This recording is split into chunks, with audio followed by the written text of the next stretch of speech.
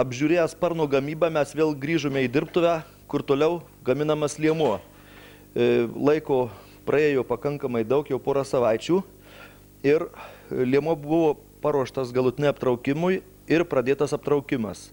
Šiuo metu lėktuvas ant nugaros, dengiamas etapais, apdengta viršutinė dalis, kol kas ypatingai gerai nesimato, ir apie visus aptraukimo niuansus papasakos Albina. Taip, laba diena. Pradėsim gal nuo tolimesnių dalykų iki lėktuvo, gal apie medžiagą. Tai nauja medžiaga atkeliavusi iš Amerikos, ten jinai su ja dirbama maždaug nuo 60 metų. Pas mus net keliavo bent jau šitą amerikonišką medžiagą labai nesenai, gal prieš metus laiko. Ir tai yra sintetinė medžiaga dakronas. Jinai yra nesertifikuota, skirta tokiem, kaip sakoma, savidarbiams lėktuvams. Sertifikuota yra Sekonaitės pagrindė, taip pat kitokia yra, bet jau ten nesvarbu. Žodžiu, taip, mes dengiam šitą lėktuvą, dengiame, kaip jau sakė, etapais. Galima siūti maišą, bet mes dengiame etapais ir dengiame ant metalinių dalių, žodžiu, klijuojame, gali operatoriui parodyti. Klijuojame labai taip atidžiai, kruopščiai, kad medžiaga būtų prilipusi, bet va šitų raukšlelių, jeigu jūs parodysit, nereikia bijoti, nes paskui visus neligumus ištaiso lygintuvas. Jinai, žodžiu, iki galutinis tempimas daromas lygintuvu. Tai va tiek. Dabar aš gal pasimsiu lygintuvą ir parodysiu tokių, kaip sakoma, mažų gal stebuklų kai kam, kurie tokių dalykų nematė. Jiem būna labai įdomu, kaip ta medžiaga tempėsi. Reikia labai atsargiai. Gal dar šiek tiek sustosiu apie lygintuvus. Lygintuvas būtinai turi būti sutaruotas, kad temperatūros jos turi neviršyti leistinų, reiškia aukščiausia 170 laipsnių Celsijaus, mažiausia apie 120. Tai pradėsim nuo 120. Taip, maždaug, čia gal labai tiksliai nereikia to išlaikyti, bet žodžiu, su didžiausia gal nepradėsim. Va, matot, kas darosi. Va, medžiaga tiesiog sueina ir mes labai atidžiai. Va. Man čia laida, jeigu kas padėtų man pataisyti laidą, nes aš neprieinu. Tai va toks yra darbas, gan įdomus. Aš parodysiu, kaip išsitaiso visokios raukšlelės.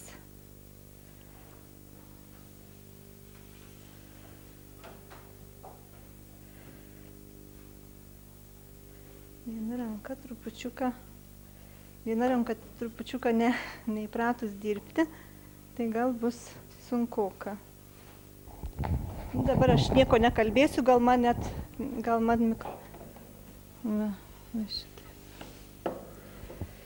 Kalbėk, papasakok, kokiais klijais klijavai. Taip, klijai yra naudojami, šiaip jau pagal technologiją, visos medžiagos technologinės, ar kaip, visos yra amerikoniškos. Siūlai, klijai, medžiaga, juostelės, taip pat būna firminės kartu. Bet galima naudoti, taip pat šiuo metu labai neblogus, tikrai labai geri yra AK-20 klijai, bet jie lenkiški. Lenkiški klijai, kurie nieko neatsilieka nuo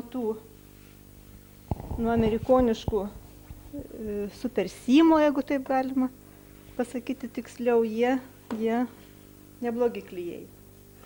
Taip pat reikia vengti labai nubėgimų klijų. Čia, aišku, jų yra, bet juos būtinai reikia nuvalyti, nes paskui tepant celonu, tie klijai tiesiog iškyla, išryškėja ir jie labai matosi. Va taip, va matot, dingsta visos raukšlelės nuo... Va. Taip yra tempiamas. Čia galima sakyti pirminis tempimas, bet kadangi lėktuvai turėtų jie būti atitinkamai gal, na kaip, apskaičiuota tas tempimas, nes ne visiems lėktuvams gal tas tempimas ir naudingas, kad nesukraipytų struktūros. Žodžiu, jis turi būti išlaikytas, tas tempimas, nepiknaudžiauti juo labai. Jeigu labai didelė temperatūra pagal technologiją, tai reiškia medžiaga, šita sintetinė medžiaga pradeda minkštėti, taip lyg tai irti, taip tiesiai pasakius. Jinai kažkodėl tai labai didelės temperatūros, jinai jau tiesiog laiko atžvilgių tas gali būti labai pakenkta. Gali sutrumpėti eksploatacinis laikas medžiagos, jeigu jinai bus netinkamai ištempta. O šiaip tai sintetika, kaip sako, sintetika laiko iki 35 metų, 30 metų, jeigu laikysi lėktuvą, netgi kažkiek tai laikant lauke, gal netaip nebūtinai kažkokiam tai angare ar patalpoj, jos laikymas, tarnavimo laikas yra gerokai ilgesnis. Mes žinom, kad naudoja kai kas karšto oro tokius fenus vadinamus. Ne, jokių būdų, teisingai, jokių karšto ginklo, kaip prašo technologija, fenų jokių būdų negalima, nes temperatūra yra labai fiksuota feno, o čia turi būti toksai, žodžiu, negalima, kaip jie rašo kategoriškai. Taip, puslelės, gal čia reikės temperatūrą pasikelti. Tiesiog nereikia bijoti uždėti lygintuvą ir palaikyti ant šitos klostelės, čia nieko neatsitiks. Čia tiesiog temperatūros turbūt trūko. Taip, teisingai, nes taip, čia toksai pirminis, gal einam, čia labai didelių bus raukšlių, tai jūs matysit, man užteks lygintuvo.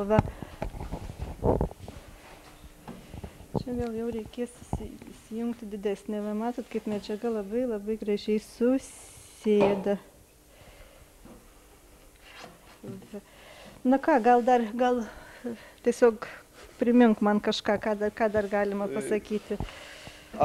Kaip turi būti paruoštas paviršius? Ar galima prie bet kokio metalo, bet kokiais dažais nudažyta, ar reikia kažkaip tai, kad dažai išdžiūvę, turbūt reikia? Taip, turi būti paviršius labai išdžiovintas, turi būti gruntas arba dažai, turi būti tiesiog kokybiškai paviršius turi būti švarus, nuriebalintas, neturi būti jokių tepalų, jokių pašalinių ant paviršiaus. Ir taip mes ištaisom, dabar einam į tą pusę, kad medžiaga gražiai Čia ypatingai negražiai atrodė ir kai įsteisys. Taip, matot, kaip viskas darosi. Haltūros, nereikia labai stengtis. Taip. Žymiai lengviau negu su drobė, iš esmės.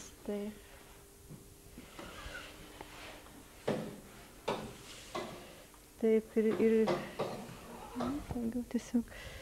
Čia dar galima, čia jau galima pasikelti, šiek tiek temperatūrą mes pakeliame.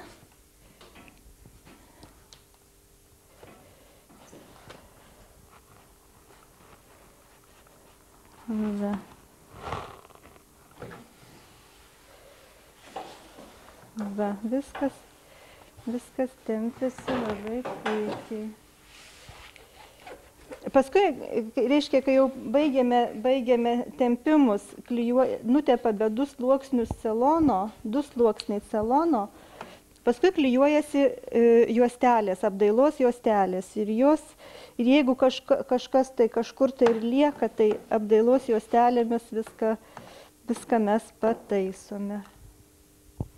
Gal čia ir panašu, dar čia šitą vietą patempsime. Dar čia trupučiuką reikia klijų. Tiesiog gal mes šitai paliksim tą vietą, bet žodžiu, šiek tiek nedaklijuotas kampas, bet čia nieko baisaus. Visas raukšlėlės lyginame. Taip pat, kai užklijuojame juostas tempiame taip pat lygintuvu. Ir visi nelygumai, kurie gaunasi netgi užbaigus lėktuvą, jau baigus celonavimus visus.